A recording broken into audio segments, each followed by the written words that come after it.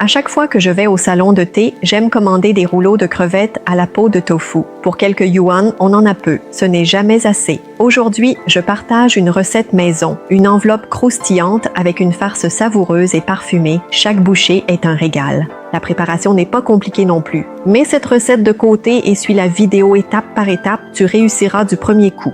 Ici, j'ai 500 g de farce de porc composée de 30% de gras et 70% de maigre. J'ajoute un peu de ciboule hachée et de céleri en dés. Pour l'assaisonnement, je mets simplement du sel, de la sauce soja foncée, de la sauce aux huîtres, du poivre et une cuillère de fécule. Mélangez le tout dans le même sens avec des baguettes jusqu'à ce que ce soit bien homogène. Étale une grande portion de farce sur la feuille de tofu, puis utilise une cuillère pour l'étaler et l'aplatir autant que possible. Ensuite, replie une bande au centre. Pour plus de praticité, j'ai utilisé des feuilles toutes prêtes, mais tu peux aussi les faire toi-même.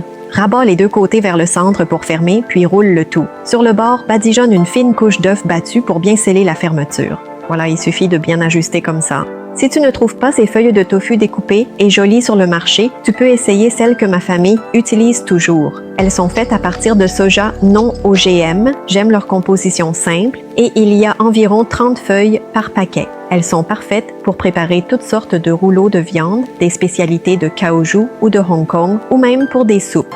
Pour vérifier si l'huile est à bonne température, tu peux y plonger un morceau de ciboule. Si la peau se détache comme ça, c'est que la température est bonne. Ajoute quelques rouleaux de viande en feuilles de tofu, inutile de se presser, fais-les frire lentement à feu moyen doux tout le long. Si le feu est trop fort, l'extérieur va brûler alors que l'intérieur ne sera pas cuit. Il faut les retourner à mi-cuisson. Ici, j'ai fait frire environ 10 minutes. Dès que la surface devient dorée, tu peux les sortir et les dresser sur une assiette. Au moment de manger, coupe-les comme je le fais ici. Waouh! C'est vraiment croustillant à l'extérieur et tendre à l'intérieur. Chaque bouchée est juteuse. La recette est si simple, les explications sont si détaillées. Tu es arrivé jusqu'ici, pourquoi ne pas laisser un like pour m'encourager et essayer toi aussi?